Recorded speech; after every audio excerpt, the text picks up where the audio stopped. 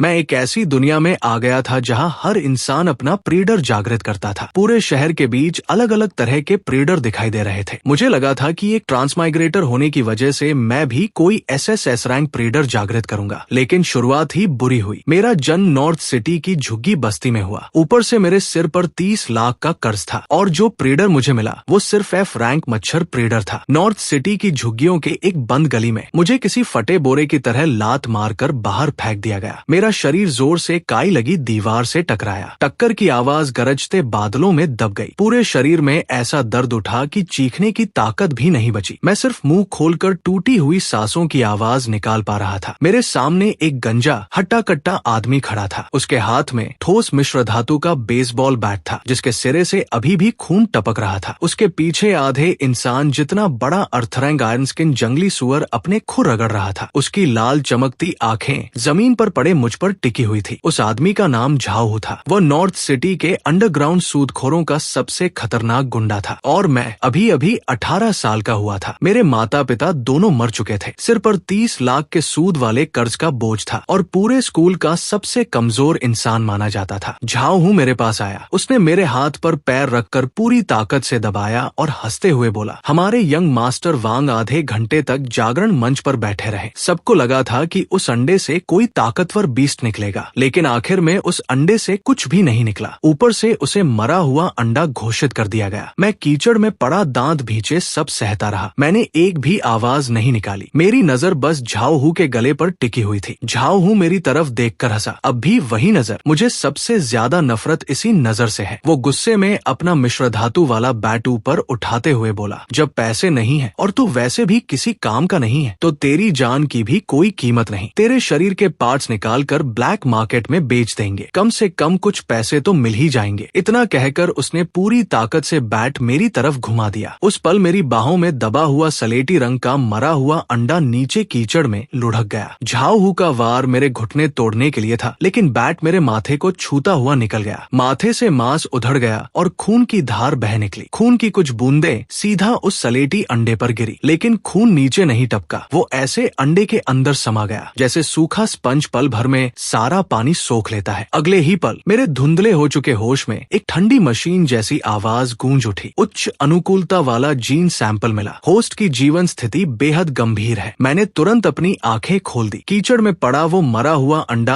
अचानक गहरी लाल रोशनी से चमकने लगा, लेकिन झाओ का ध्यान उस तरफ बिल्कुल नहीं था। वो मुस्कुराते हुए अपने आयरन स्किन जंगली सुअर को हमला करने का इशारा कर रहा था। जंगली सुअर जोर से दहाड़ा और पूरी रफ्तार से मेरी तरफ दौड़ पड़ा। उसके नुकीले दांत मेरे पेट से आधा मीटर भी दूर नहीं थे। तभी वो अंडा पूरी तरह टूट गया। न कोई आसमान चीरती रोशनी निकली, न कोई दिव्य जानवर प्रकट हुआ। टूटे हुए अंडे के अंदर से बस नाखून जितना छोटा काले और लाल रंग का एक अजीब सा जीव बाहर निकला। वो छोटा सा जीव बिना कोई आवाज किए अपने पंख फड़फड़ाता हुआ हवा में उड़ गया। वो कोई दिव्य प्राणी नहीं था, वो बस एक मच्छर था और ऊपर से देखने में ऐसा लग रहा था जैसे उसे ठीक से खाना भी नहीं मिला हो। उसी समय मेरे दिमाग में फिर वही मशीन जैसी आवाज गूंजी। सिस्टम सफलतापूर्वक सक्रिय हो गया। रीऑर्गेनाइजेशन रूलर सिस्टम होस्ट से बाइंड हो चुका है। शुरुआती यूनिट फ्रैंक ब्लडथर्स्टी मच्छर। विशेषता किसी भी रक्षा को नजरअंदाज करना। घातक जहर। मैंने बिना एक पल गवाए मन ही मन पहला आदेश दिया, इसे मार दो। अगले ही पल वो छोटा सा मच्छर हवा में ऐसी रफ्तार से उड़ा कि सिर्फ एक लाल लकीर सी दिखाई दी। उसने आयरन स्किन जंगली सुअर की लोहे जैसी सख्त चमड़ी पर हमला नहीं किया, बल्कि किसी छोटे गाइडेड मिसाइल की तरह सीधा उसके कान के अंदर घुस गया। दौड़ता हुआ जंगली सुअर अचानक बीच रास्ते में रुक गया। उसकी खूंखार आंखों में पल भर में डर भर गया। वो पागलों की तरह अपना सिर झटकने लगा और दर्द से भरी चीखें मारने लगा। ये देखकर झाओ का चेहरा उड़ गया। उसने तुरंत अपने बीस्ट को मानसिक लिंक के जरिए शांत करने की कोशिश की, लेकिन उसे दूसरी तरफ से सिर्फ असहनीय दर्द और दिमाग के अंदर मचती तबाही का एहसास ही मिला। सिर्फ 3 सेकंड के अंदर अपनी जबरदस्त रक्षा के लिए मशहूर वो अर्थरैंक आयरन स्किन जंगली सुअर मुंह से काला खून उगलने लगा। फिर उसका विशाल शरीर जोर की आवाज के साथ जमीन पर गिर पड़ा। झाओ के हाथ में पकड़ा बैट कांपने लगा। वो कभी उस लाश को देखता तो कभी कीचड़ से धीरे धीरे उठते हुए मुझे। मैं हल्का सा मुस्कुराया और बोला, छिपा हुआ हथियार देखा है कभी? इतना कहकर मैंने अपना दाया हाथ आगे बढ़ाया और तर्जनी उंगली खड़ी कर दी। वही काला लाल मच्छर उड़कर बड़ी शांति से मेरी उंगली पर आकर बैठ गया। वो आराम से अपने पंख साफ करने लगा। उसका नाम था मिंग है। ये मेरा बीस्ट है। झाओ हू की आंखें हैरानी से फैल गई। उसे लगा जैसे उसने दुनिया का सबसे बेवकूफी भरा मजाक सुन लिया हो। लेकिन जमीन पर पड़ी अपने बीस्ट की लाश देखकर उसकी हंसी गायब हो गई। मैंने भारी और कमजोर आवाज में कहा, क्योंकि ये छोटा सा प्यारा मच्छर है, लेकिन याद रखना, चाहे सामने ड्रैगन ही क्यों न हो, अगर उसके दिमाग में एक सुई भी घुस जाए तो उसका बचना नामुमकिन है। मैंने अपनी उंगली पर बैठे हल्की लाल चमक वाले मच्छर की तरफ देखा। मुझे साफ महसूस हो रहा था कि उसे अभी भी भूख लगी थी। फिर मैंने सिर उठाकर डर के मारे पीछे हटते झाओ की तरफ देखा और मुस्कुराकर कहा, जब आ ही गए हो तो अब वापस मत जाओ। मेरा मच्छर अभी तक पेट भरकर नहीं खाया है। अब जाकर झाओ को होश आया। भले ही उसका बीस्ट मर चुका था, लेकिन वो खुद एक ताकतवर आदमी था और मैं सिर्फ एक बुरी तरह घायल हाई स्कूल का लड़का। वो गुस्से से दहाड़ा और बेसबॉल बैट घुमाते हुए मेरी तरफ दौड़ पड़ा। मैं अपनी जगह से जरा भी नहीं हिला। मैंने बस हल्के से उंगलियां चटकाई। अचानक झाओ का हाथ हवा में ही रुक गया। उसे सिर्फ इतना महसूस हुआ कि उसके गले पर कुछ हल्का सा छुआ है। अगले ही पल पूरे शरीर में तेज सुनपन फैल गया। साथ ही उसे ऐसा लगा जैसे किसी चीज ने उसकी सांस की नली बंद कर दी हो। उसके हाथ से बैट जमीन पर गिर पड़ा। वो दोनों हाथों से अपना गला पकड़कर बेतहाशा तड़पने लगा। उसकी आंखें बाहर निकल आई और मुंह से सिर्फ टूटी फूटी सांसों की आवाज निकल रही थी। देखते ही देखते उसका शरीर सिकुड़ने लगा। सिर्फ 10 सेकंड बाद झाओ हू घुटनों के बल जमीन पर गिर पड़ा। अब वहाँ सिर्फ उसकी सूखी हुई लाश बची थी। मैं भी दीवार का सहारा लेकर धीरे से नीचे बैठ गया और गहरी गहरी सांसें लेने लगा। मैंने उस मच्छर की तरफ देखा जो फिर से उड़कर मेरी उंगली पर आ बैठा था। अब उसका पेट खून से भरकर लाल और चमकदार हो चुका था, लेकिन मुझे जरा भी डर नहीं लगा। मैं जोर से हंस पड़ा। यही ताकत है, ऐसी ताकत जिसके बाद किसी के आगे झुकने की जरूरत नहीं पड़ती, न किसी की खुशामद करनी पड़ती है। मैंने जीभ से अपने होठों पर लगा बारिश का पानी और खून साफ किया। मेरी आंखों में पागलपन साफ दिखाई दे रहा था। जब तक मैं लगातार मारता रहूं, तब तक चाहे ये सिर्फ एक मच्छर ही क्यों न हो, एक दिन मैं इस दुनिया के ड्रैगन और फीनिक्स तक को अपने सामने झुकने पर मजबूर कर दूंगा। मैं मुश्किल से खड़ा हुआ, फिर बिना पीछे देखे झाओ हू की लाश को पार करके आगे बढ़ गया। अगले दिन तियानला नंबर 1 बीस्ट अकादमी के बाहर महंगी गाड़ियों की लाइन लगी हुई थी। स्टाइलिश यूनिफॉर्म पहने छात्र अपने अपने बीस्ट के साथ अंदर जा रहे थे। मैं अपनी पुरानी शेयरिंग साइकिल से उतर ही रहा था कि पीछे से एक ताने भरी आवाज आई, अरे ये तो हमारा डेड एग जीनियस वांग बातियन है। कुछ लड़के हंसते हुए मेरे सामने आकर खड़े हो गए। उनका लीडर था मोटा सा लड़का लियू क्यांग। वो ली याओतियन का सबसे बड़ा चमचा था। उसने सी रैंक ग्रेट ऐप जागृत किया था। लियू क्यांग जोर से हंसते हुए बोला, सुना है कल तूने आधा घंटा जागरण किया और आखिर में अंडे से कुछ भी नहीं निकला, बस हवा निकल गई। उसकी बात सुनकर बाकी लड़के भी हंसने लगे। उसके पास खड़ा विशाल बंदर भी अपनी छाती पीटकर जोर से दहाड़ा, जैसे मुझे डराने की कोशिश कर रहा हो। आसपास से गुजर रहे कई छात्र रुक गए। सबके चेहरों पर मजाक उड़ाने वाली मुस्कान थी, लेकिन मैंने बिना कोई भाव दिखाए अपनी साइकिल लॉक की। मैंने उनकी तरफ देखा तक नहीं, क्योंकि पिछली रात की लड़ाई ने मुझे एक बात अच्छी तरह समझा दी थी। इस दुनिया में मुझे अब अच्छी तरह समझ आ चुका था, इस दुनिया में इज्जत मांगने से नहीं मिलती, इज्जत ताकत से हासिल की जाती है। लेकिन अभी मैं स्कूल के गेट पर किसी पर हमला नहीं कर सकता था। यहाँ के स्कूल के नियम बहुत सख्त थे। अगर किसी को मार दिया तो सीधे कानून लागू करने वाली टीम पहुँच जाती, और अभी मेरी ताकत इतनी नहीं थी कि पूरे सिस्टम से लड़ सकूं। मैंने ठंडी आवाज में कहा, रास्ता छोड़ो। लियू क्यांग हंस पड़ा, अरे तेरे तेवर तो बड़े बदल गए हैं। उसने हाथ हिलाया। अगले ही पल उसका ग्रेट ऐप आगे बढ़ा और पहाड़ की तरह मेरे सामने खड़ा हो गया। लियू क्यांग मुस्कुराकर बोला, अंदर जाना है तो जा सकता है, बस पहले मेरे इस प्यारे बीस्ट के पैरों के नीचे से रैंक कर निकल, फिर मैं तुझे जाने दूंगा। उसकी बात सुनते ही आसपास खड़े सभी लोग जोर जोर से हंसने लगे। मैं वहीं रुक गया, फिर धीरे से सिर उठाकर उस करीब 2 मीटर लंबे ग्रेट ऐप को देखने लगा। मेरा दाया हाथ अब भी जेब में था। मेरी तर्जनी उंगली हल्के हल्के रगड़ रही थी। यही मेरी हमला करने की आदत थी। मेरी बाजू के अंदर छिपा मिंगहे मेरी हत्या की इच्छा महसूस कर चुका था। वो उत्साह में अपने पंख हल्के हल्के हिलाने लगा। मैं मन ही मन हिसाब लगा रहा था, 3 सेकंड में इसकी दोनों आंखें खत्म कर दूं या 5 सेकंड में इसके पैरों की नसें काट दूं। तभी एक ठंडी और घमंडी आवाज गूंजी, लियू क्यांग, रास्ते से हटो, मेरे रास्ते को गंदा मत करो। आवाज सुनते ही पूरा माहौल शांत हो गया। भीड़ अपने आप 2 हिस्सों में बंट गई। तभी एक लग्जरी हॉवर कार धीरे धीरे आकर रुकी। दरवाजा खुला। उसमें से एक नौजवान बाहर उतरा। उसके कंधे पर एक एस रैंक शिकार करने वाला बीस्ट आराम से बैठा हुआ था। उसे देखते ही लियू क्यांग का चेहरा तुरंत बदल गया। वो भागकर आगे आया और चापलूसी भरे अंदाज में बोला, अरे ली यंग मास्टर, मैं तो बस इस लड़के को सबक सिखा रहा था। आखिर इसने पूरे अकादमी का नाम खराब कर दिया है। ली याओतियन ने अपने कंधे पर बैठे ड्रैगन बीस्ट को प्यार से सहलाया और शांत आवाज में कहा, क्या कोई शेर सड़क के आवारा कुत्तों की परवाह करता है? आज नए छात्रों की परीक्षा है, ऐसे इंसान पर अपनी ताकत बर्बाद मत करो। इतना कहकर वो मेरे पास से गुजर गया। लियू क्यांग ने जाते जाते मुझे घूरा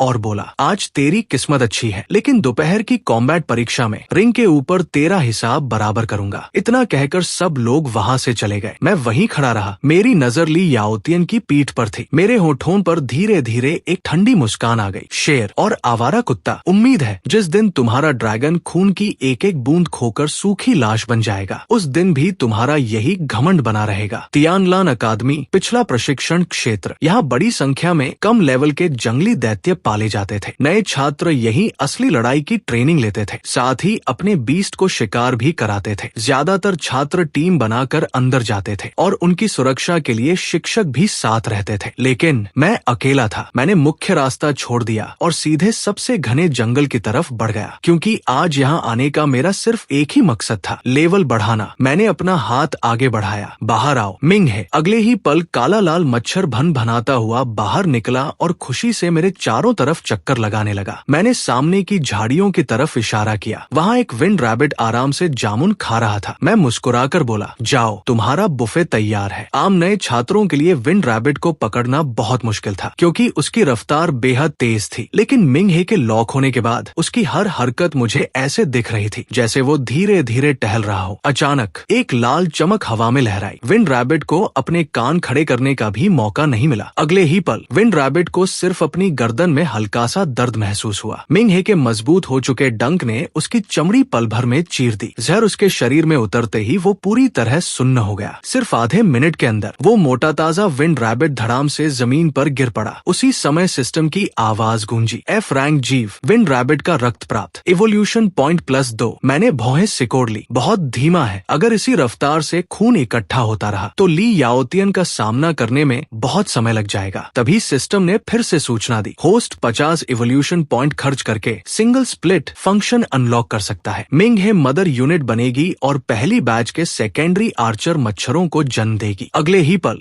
का शरीर तेजी से फूलने लगा। कुछ हल्की सी आवाजें आई और उसके शरीर से लाल माणिक जैसे चमकते 10 छोटे अंडे बाहर निकल आए। हवा के संपर्क में आते ही वो सभी अंडे तुरंत फूट गए। उनमें से मक्खी जितने आकार के आर्चर मच्छर बाहर निकले। उनके डंक भी उतने ही तेज थे। भले ही वो मिंग हे जितने ताकतवर नहीं थे, लेकिन उनकी सबसे बड़ी ताकत थी उनकी संख्या। मैंने अपने चारों तरफ उड़ते हुए 11 मच्छरों को देखा। मेरी आंखों में महत्वाकांक्षा की आग जल उठी। ये तो बस शुरुआत है। मैंने हाथ आगे बढ़ाकर आदेश दिया, जाओ, इस पूरे जंगल में जितने भी जिंदा जीव हैं, उनका एक एक कतरा खून मेरे लिए ले आओ। मेरे आदेश के साथ ही सभी 11 मच्छर छोटे छोटे लड़ाकू विमानों की तरह अलग अलग दिशाओं में फैल गए। कुछ ही सेकंड में वो घने जंगल के अंदर गायब हो गए। अचानक जो पिछला पहाड़ी इलाका अभी तक जानवरों की आवाजों से गूंज रहा था, वहाँ एक अजीब सी खामोशी छा गई। चाहे जमीन के बिलों में छिपे खेत के चूहे हों, चाहे जमीन के बिलों में छिपे खेत के चूहे हों, या पेड़ों पर लिपटे हरे सांप, यहाँ तक कि रास्ते से गुजरने वाले जंगली सुअर भी, कोई भी मेरी मच्छरों की सेना से बच नहीं पाया। किसी बड़े दैत्य के लिए एक मच्छर का काटना शायद सिर्फ हल्की सी खुजली जैसा था, लेकिन जब 10 मच्छर एक साथ हमला करते तो वो ऐसा दर्द बन जाता जिससे बचना नामुमकिन था। सिस्टम लगातार आवाज देने लगा, evolution point +1, evolution point +2, evolution point +5। System के आंकड़े लगातार बढ़ते जा रहे थे। करीब आधे घंटे बाद मैं एक पत्थर पर बैठा था। मेरे पैरों के पास कई छोटे दैत्यों की सूखी हुई लाशें पड़ी थी और मेरे चारों तरफ उड़ने वाली मच्छरों की सेना अब 11 से बढ़कर 100 हो चुकी थी। अब ये सिर्फ कुछ मच्छर नहीं थे, बल्कि काले बादल जैसी एक डरावनी भीड़ बन चुके थे। यही कीट जाति की सबसे खतरनाक ताकत थी। एक बार संख्या बढ़नी शुरू हो जाए तो फिर वो रुकती नहीं। जब तक सामने खून और मांस मौजूद है, तब तक ये कभी खत्म न होने वाला डर बन जाते हैं। मैंने सिस्टम में जमा हुए 500 इवोल्यूशन पॉइंट देखे और हाथ उठाकर आदेश दिया, बस अब रुक जाओ, फिलहाल संख्या काफी थी, अब मुझे ताकत बढ़ानी थी। मैंने मदर मच्छर मिंगहे की तरफ देखा। लगातार लड़ाइयों और विभाजन के बाद उसका आकार पहले से काफी बड़ा हो चुका था। तभी सिस्टम ने फिर से सूचना दी, इवोल्यूशन पॉइंट पर्याप्त है, क्या पहली रेस इवोल्यूशन शुरू की जाए? नई इवोल्यूशन दिशा, ब्लड एम्परर मॉस्किटो। जरूरी सामग्री, लेवल 1 दैत्य का एक ब्लड एसेंस। मैंने हल्का सा आंखें सिकोड़ ली। लेवल 1 दैत्य, बाहरी इलाके में तो सिर्फ F रैंक के कमजोर दैत्य थे। अगर मुझे लेवल 1 दैत्य चाहिए तो जंगल के और अंदर जाना पड़ेगा। तभी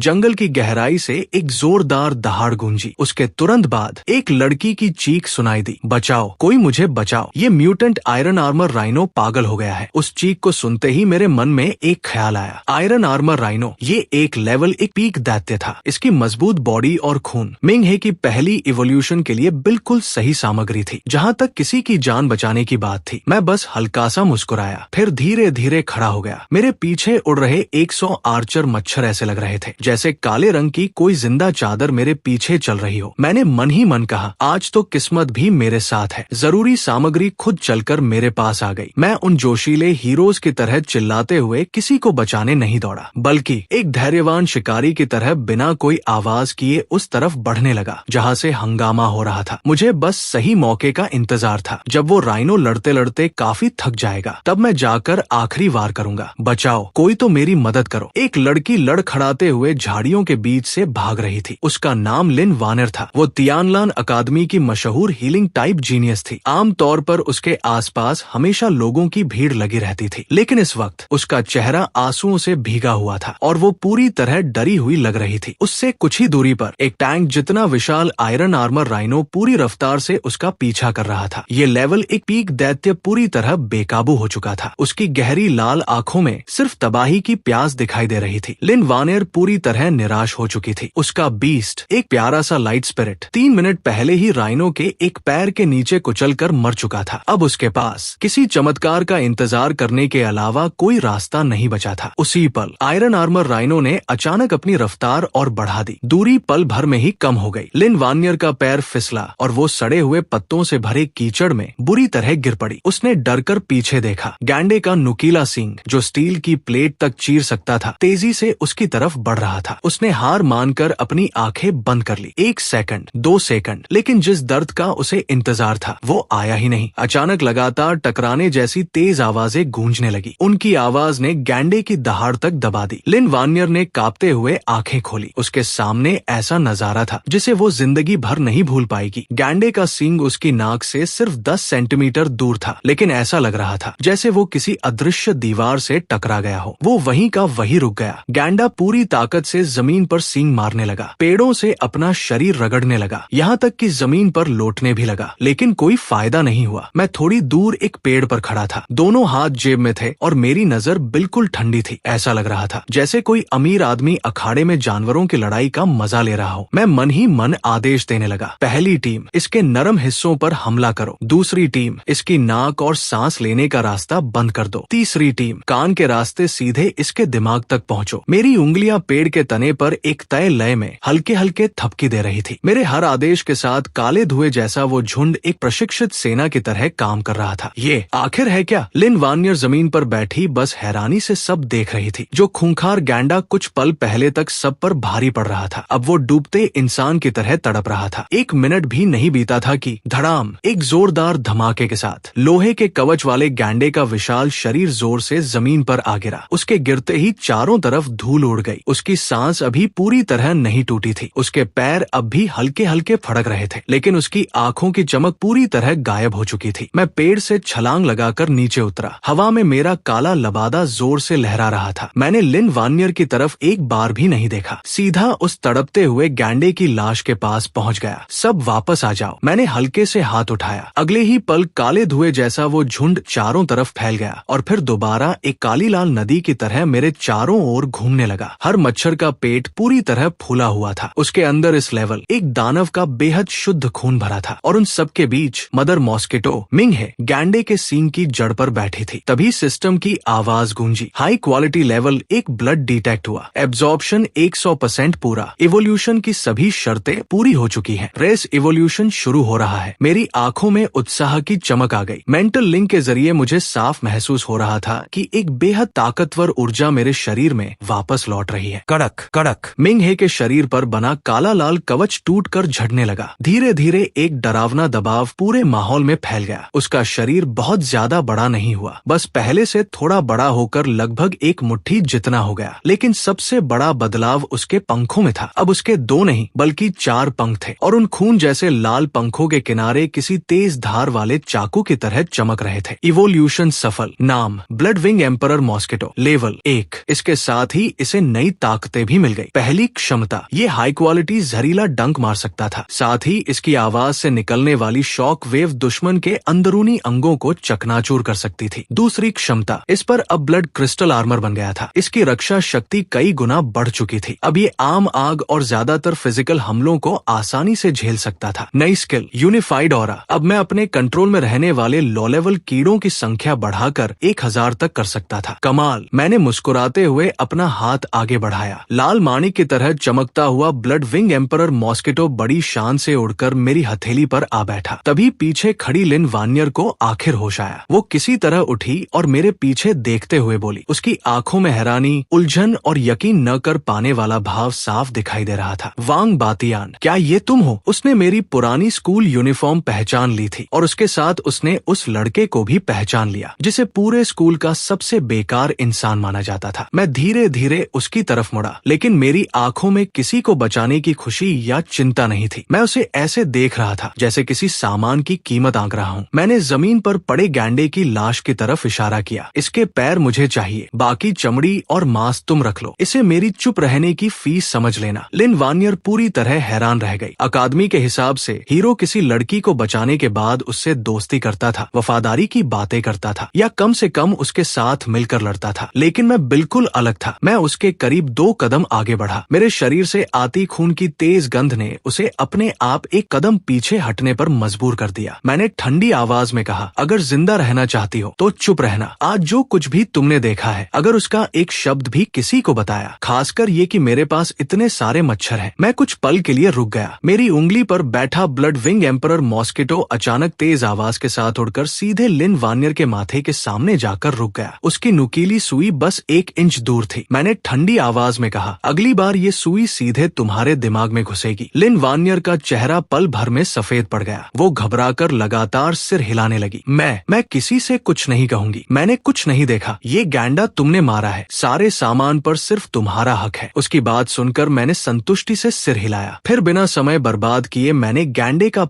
बड़ी सफाई से काट लिया। ब्लैक मार्केट में इसकी अच्छी कीमत मिलने वाली थी। उस पैसे से मैं अपने ऊपर चढ़े कर्ज का एक हिस्सा चुका सकता था और बाकी पैसों से बड़ी मात्रा में सस्ता मांस खरीदकर अपने कीड़ों की फौज को खिला सकता था। चलते हैं, मैंने हाथ हिलाया। अगले ही पल मेरे पीछे उड़ते लाखों मच्छर काले लबादे की तरह मुझे ढकते हुए जंगल की गहराइयों में गायब हो गए। पीछे सिर्फ लिन वानियर और उस विशाल गैंडे की लाश रह गई। वो कुछ देर तक चुपचाप लाश को देखती रही। फिर अचानक उसे एक डरावनी बात समझ आई। पूरे स्कूल का सबसे बेकार समझा जाने वाला लड़का अभी सिर्फ 1 मिनट में लेवल 1 के सबसे ताकतवर दानव को बेरहमी से मार चुका था। अब सब कुछ बदलने वाला है। सीन बदलते ही हम पहुंचते हैं तियानलान अकादमी के सेंट्रल बैटल एरिना में। आज नए छात्रों की सालाना ताकत जांच परीक्षा चल रही थी। विशाल गोल स्टेडियम में सीनियर स्टूडेंट्स और टीचर्स की भीड़ बैठी थी। तभी रेफरी जोर से बोला, अगला मुकाबला लियू क्यांग बनाम क्लास 9 का वांग बातियान। उसका नाम सुनते ही पूरा स्टेडियम ठहाकों से गूंज उठा। सब जोर जोर से हंसने लगे। इसी हंसी के बीच लियू क्यांग बड़े घमंड से एरिना में उतरा। उसके पीछे उसका समन किया हुआ पावर डेमन ऐप खड़ा था, करीब 2.5 मीटर लंबा, पूरा शरीर उभरी हुई मांसपेशियों से भरा हुआ। वो अपनी छाती पीटते हुए जोर जोर से दहाड़ रहा था। उसके जोरदार कदमों से पूरा मैदान धूल से भर गया। लियू क्यांग ने एरिना के दूसरी तरफ बने प्रवेश द्वार की ओर देखकर ऊंची आवाज में कहा, अगर अभी हार मान ले तो आधा महीना मेडिकल रूम में नहीं बिताना पड़ेगा। उसी समय अंधेरे गलियारे से कदमों की आवाज आने लगी। आवाज बिल्कुल शांत थी, न कोई जल्दबाजी न कोई घबराहट। मैं धीरे धीरे बाहर आया। मेरे दोनों हाथ जेब में थे। धूप मेरे पीले चेहरे पर पड़ रही थी, जिससे मैं और भी शांत और बेपरवाह दिख रहा था। मैंने लियू क्यांग की तरफ देखा तक नहीं, सीधे रेफरी से पूछा, रेफरी मैच शुरू कर सकते हैं? रेफरी ने भौहें सिकोड़ ली। उसे मेरा ये बेपरवाह रवैया बिल्कुल पसंद नहीं आया। उसने ऊंची आवाज में कहा, दोनों प्रतिभागी अपनी जगह ले। नियम आसान है, जब तक कोई हार नहीं मानता या लड़ने लायक नहीं रहता, मुकाबला जारी रहेगा। जानबूझकर किसी को अपाहिज बनाना या मारना सख्त मना है। मुकाबला शुरू। खुद को पूरी तरह नजरअंदाज होता देखकर लियू क्यांग आग बबूला हो गया। उसका पावर डेमन ऐप जोर से दहाड़ा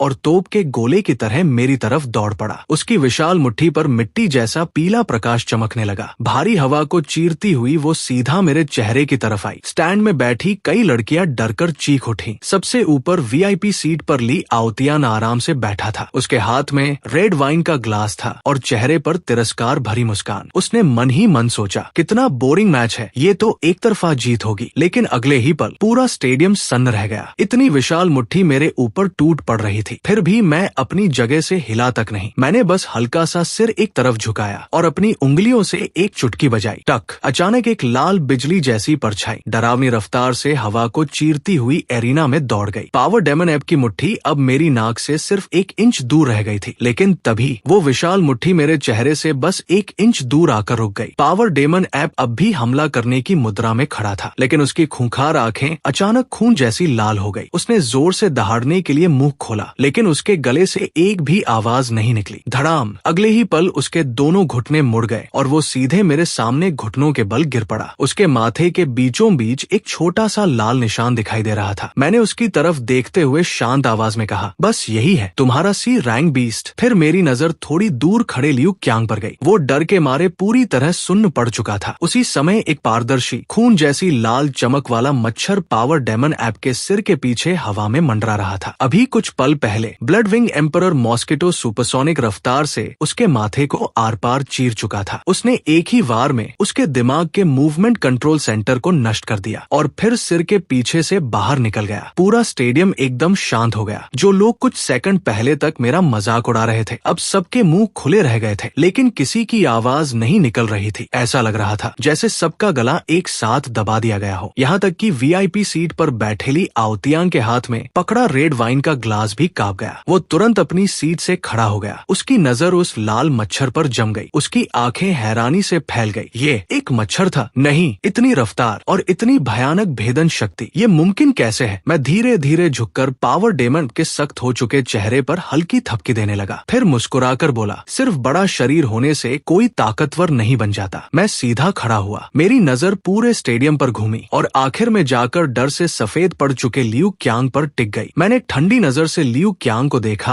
और कहा, अब भी हीरो बनने का शौक है? ये सुनते ही उसके पैरों से ताकत निकल गई। वो सीधे जमीन पर बैठ गया और कांपते हुए बोला, मैं हार मानता हूँ, प्लीज मुझे मत मारो, मत मारो। तभी रेफरी को भी होश आया। कांपती आवाज में उसने घोषणा की, इस मुकाबले का विजेता क्लास 9 का वांग बातियान। मैं बिना कुछ बोले मुड़ गया और एरिना से बाहर निकलने लगा। न मैंने लोगों की तालियां सुनी, न कोई जीत का जश्न मनाया, न ही किसी को धमकी दी, क्योंकि मेरे लिए ये जीत कोई बड़ी बात नहीं थी। ये तो बस शुरुआत थी। मुझे बच्चों के खेल जैसे ये मुकाबले नहीं चाहिए थे। मैंने जेब में रखे वाइल्ड सर्वाइवल ट्रेनिंग के आवेदन पत्र को हल्के से छुआ। वहीं मेरा असली मैदान था। रात होते ही हम तियानलान शहर की सीमा पर बने मिलिट्री ब्लॉकेड जोन नंबर -7 पहुंच गए। इसके बाहर फैला था ब्लड मिस्ट वाइल्डनेस। विशाल सर्चलाइटें लगातार लोहे की बाड़ और वॉच टावरों के बीच घूम रही थी। यही जगह इंसानी सभ्यता और खूंखार जंगल की सीमा थी। बाढ़ के उस पार अंतहीन आदिम जंगल फैला हुआ था। पूरा इलाका हल्के जहर वाली लाल धुंध से ढका रहता था और उसके अंदर अनगिनत खूंखार दानव रहते थे। आम छात्रों के लिए ये जगह मौत का दरवाजा थी, लेकिन मेरे लिए यही जगह किसी जन्नत से कम नहीं थी। धीरे धीरे एक मिलिट्री ट्रक चेकपोस्ट के सामने आकर रुका। उसका पिछला दरवाजा खुला और पूरी तरह हथियारों से लैस दर्जनों छात्र नीचे उतर आए। ये वही एलिट स्टूडेंट्स थे जिन्होंने पहली परीक्षा पास की थी। अब इन्हें यहाँ 3 दिन की सर्वाइवल ट्रेनिंग करनी थी। ज्यादातर छात्रों के चेहरे पर डर और उत्साह दोनों साफ दिखाई दे रहे थे, लेकिन मैं सिर्फ एक पुराना लगभग खाली बैग पीठ पर लटकाए, दोनों हाथ खाली रखे, चुपचाप एक कोने में खड़ा था। तभी पीछे से किसी ने ताना मारते हुए कहा, अरे ये तो हमारा वन शॉट किंग है। तभी ली आओतियान अपने कुछ साथियों के साथ मेरी तरफ आया। वो मुस्कुराकर बोला, सुना है तुमने अपनी सारी जमा पूंजी सड़ा हुआ सस्ता कच्चा मांस खरीदने में उड़ा दी। उसने मेरे पैरों के पास रखे बड़े से बोरे की तरफ देखा और हंसते हुए कहा, क्या जंगल के अंदर बारबेक्यू पार्टी करने का प्लान है? मैंने उसकी बात का कोई जवाब नहीं दिया। मैं बस झुककर करीब 100 किलो वजनी बोरा उठाया, फिर उसके कंधे से हल्का सा टकराते हुए सीधे मिलिट्री ब्लॉकेड के गेट की की तरफ बढ़ गया। उसके पीछे खड़े लड़के गुस्से में मेरी तरफ बढ़ने ही वाले थे, लेकिन ली आओतियान ने हाथ उठाकर उन्हें रोक दिया। वो मेरी जाती हुई पीठ को घूरते हुए बोला, जल्दी क्या है, जंगल में लोगों का मरना कोई नई बात नहीं है, एक बार अंदर जाने दो, फिर इसे खत्म करने के बहुत मौके मिलेंगे। करीब आधे घंटे बाद मैं ब्लड मिस्ट वाइल्डनेस के अंदर लगभग 5 किलोमीटर तक पहुंच चुका था। मैंने जानबूझकर सभी मुख्य रास्तों से दूरी बनाई, यहाँ तक कि उन इलाकों से भी बचा जहाँ दानव ज्यादा रहते थे। मैं सीधे ऐसी जगह ढूंढ रहा था जहाँ अंधेरा हो, दलदल हो, जहरीले कीड़े हो और कोई इंसान आने की हिम्मत न करे। आखिर मुझे वो जगह मिल गई। एक विशाल सड़े हुए पेड़ की जड़ों से घिरे दलदल के सामने मैं रुक गया। मैंने मुस्कुराकर कहा, बाहर आओ मेरे बच्चों। मैंने बड़ा बोरा खोल दिया। उसके अंदर भरे कई 100 किलो सड़े हुए मांस, खून और जानवरों के अंदरूनी अंग सीधे दलदल में उड़ेल दिए। तेज खून की बदबू पल भर में पूरे इलाके में फैल गई। अगले ही पल मेरी आस्तीन और बालों में छिपा मच्छरों का झुंड बाहर निकल आया। अब तक मेरी मच्छरों की सेना बढ़कर 500 तक पहुंच चुकी थी। मैंने बिना देर किए सबसे बड़ा आदेश दिया, सबके सब खाना शुरू करो और पूरी रफ्तार से अपनी संख्या बढ़ाओ। अगर ये नजारा कोई आम इंसान देख लेता तो शायद जिंदगी भर डरावने सपने देखता। करीब 500 मच्छर एक साथ उस सड़े हुए मांस पर टूट पड़े। उन्होंने अपनी सुइयां उसमें घुसा दी और लालच से उसका खून और रस चूसने लगे। जैसे जैसे उन्हें ऊर्जा मिलती गई, उनके पेट चमकने लगे। ये इस बात का संकेत था कि अब उनकी संख्या बढ़ने वाली है। आसमान में मिंगे यानी मच्छरों की रानी हवा में मंडरा रही थी। वो लगातार कम फ्रीक्वेंसी वाली कंपन तरंगे छोड़ रही थी, जिससे पूरे झुंड की बढ़ने और प्रजनन करने की रफ्तार कई गुना तेज हो गई। तभी सिस्टम की आवाज आई, बायोमास खर्च करके प्रजनन प्रक्रिया शुरू की जा रही है। मैंने बिना एक पल गवाए आदेश दे दिया, शुरू करो। आदेश मिलते ही नए पैदा हो रहे मच्छरों में एक डरावना बदलाव होने लगा। अब उनका शरीर सिर्फ काला नहीं था, उनके पेट पर हरे रंग की एक थैली उभर आई थी। उसके अंदर बेहद अस्थिर और खतरनाक जहरीला द्रव भरा हुआ था। यही मेरी बनाई हुई पहली स्पेशल बैटल यूनिट थी, सुसाइड पॉइजन मॉस्किटो। अकेले लड़ाई में ये लगभग बेकार थे। इनकी उड़ने की रफ्तार भी बहुत कम थी, लेकिन अगर ये किसी दुश्मन के पास पहुंच जाते तो उनके पेट की हरी थैली तुरंत फट जाती और उससे निकलने वाला तेजाब इतना खतरनाक था कि लोहे तक को गलाने की ताकत रखता था। सबसे बड़ी बात, इन्हें बनाना बेहद सस्ता था। बस थोड़ा सा सड़ा हुआ मांस चाहिए और एक नया सुसाइड पॉइजन मॉस्किटो तैयार। मैंने चावल के दाने जितने छोटे एक सुसाइड पॉइजन मॉस्किटो को उंगलियों में उठाया। उसके पेट में टिमटिमाती हरी रोशनी को देखकर मेरे चेहरे पर संतुष्टि भरी मुस्कान आ गई। तभी जमीन हल्की हल्की कांपने लगी। पहले तो लगा जैसे दूर कहीं कोई भारी ट्रक गुजर रहा हो, लेकिन कुछ ही सेकंड बाद कंपन अचानक बहुत तेज हो गई। दलदल का पानी भी लहराने लगा। दलदल के आसपास के सूखे पेड़ों की टहनियां एक एक करके टूटकर गिरने लगी। मैं तुरंत खड़ा हुआ